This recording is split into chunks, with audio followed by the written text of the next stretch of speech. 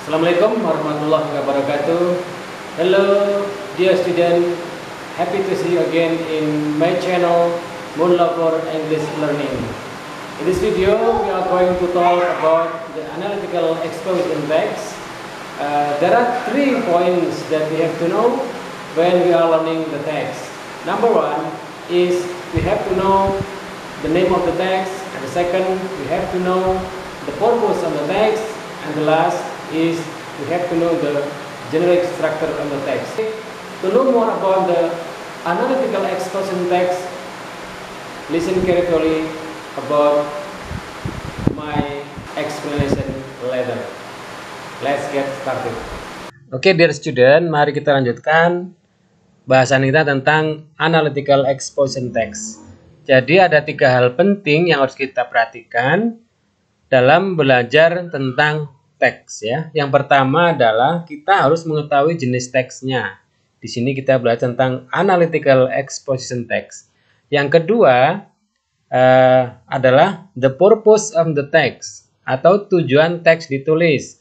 Di sini adalah to persuade the reader that something is in the case.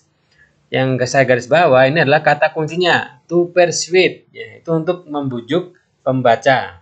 Kemudian yang ketiga adalah generic structure. Di sini ada 3 di teks analytical exposition text.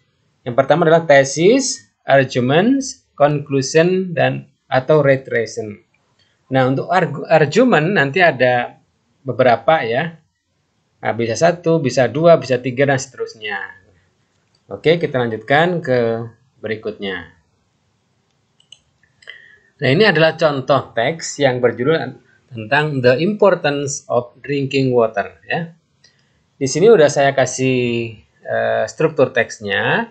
Yang pertama adalah tesis.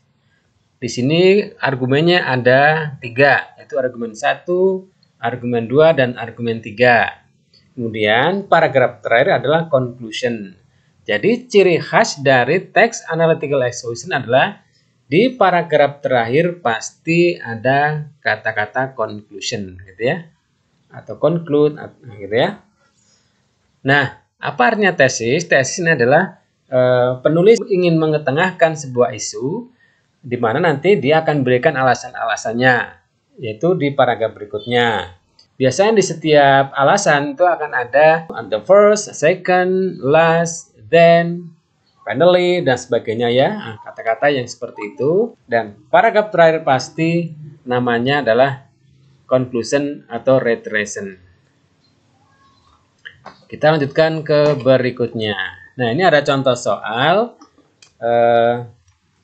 tentang negara Australia ya. Ketika kita melihat soal seperti ini, kita lihat jenis soalnya apa, menanyakan tentang apa. Nah, di sini pertanyaannya adalah what is the text about? Nah, kalau pertanyaan seperti ini, yang pertama harus kita ketahui adalah ini jenis teks apa gitu ya. Nah, kita sudah tahu ini jenis teks analytical exposition gitu ya. Dan yang perlu diketahui bahwa ketika menjawab soal, pertanyaan nomor 1 pasti jawabannya ada di awal-awal paragraf. Nah, gitu ya, itu adalah peraturan dari pembuatan soal, gitu ya. Kemudian berikutnya itu akan ada di paragraf-paragraf yang ke bawah. Oke, kita lihat apa yang diminta di pertanyaan ini. What is the text about? Nah, kalau pertanyaan seperti ini, maka kita lihat di paragraf pertama, gitu ya. Di sini kita lihat in Australia there are 3 levels of government. Kayaknya ini udah jawabannya ya. Karena kalimat sesudahnya adalah ini tentang supporting detailnya atau kalimat pendukungnya gitu ya. Itu the federal government, state governments, and local government gitu ya. Nah, yang perlu kita perhatikan bahwa dalam teks analytical exposition ini itu biasanya berbicara tentang baik, buruk, kemudian penting, tidak penting, untung, tidak untung. Nah, itu ya. Jadi kalau pertanyaannya what is the text about, nanti akan kita cari jawaban yang ada kata-kata yang saya sebutkan tadi. dalam bahasa Inggrisnya ada important, not important, kemudian good or bad, advantage or unadvantage, dan sebagainya gitu ya. Nah, di sini kebetulan jawaban yang paling mendekati adalah the importance three level government gitu ya. Jadi seperti itu. Kuncinya adalah kita harus tahu jenis teksnya. Oke, kita lanjutkan ke yang berikutnya. Ini masih tentang negara Australia.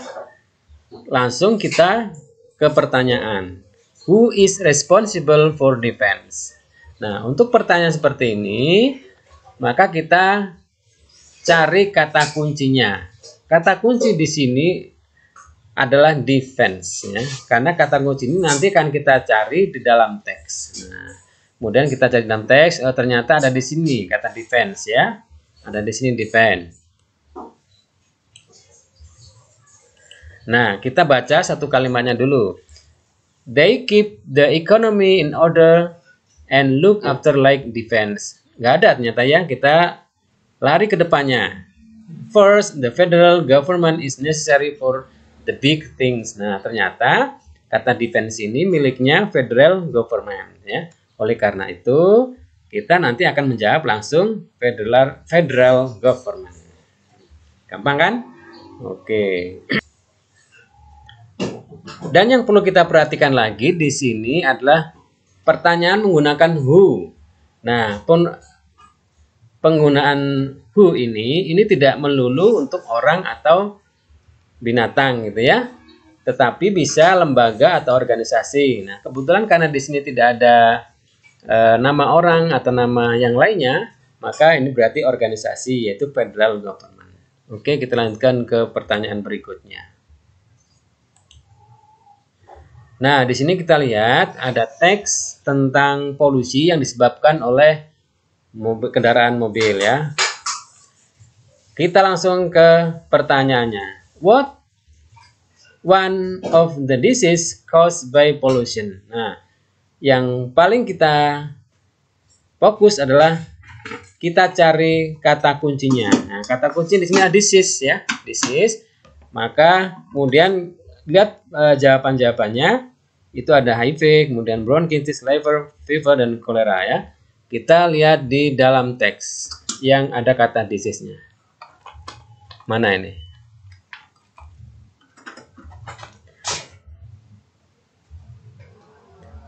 Ternyata di sini menggunakan kata illness gitu ya.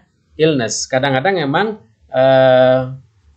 si pembuat soal itu akan menanyakan dengan kata lain yang sama gitu ya. Di sini adalah illness atau sakit juga. Nah, ternyata di sini ada beberapa penyakit yang kita lihat di sini kalimat ini.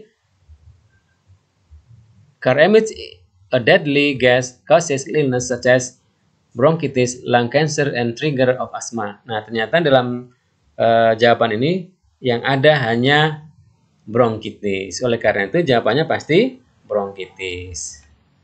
Oke, kita lanjutkan ke pertanyaan berikutnya.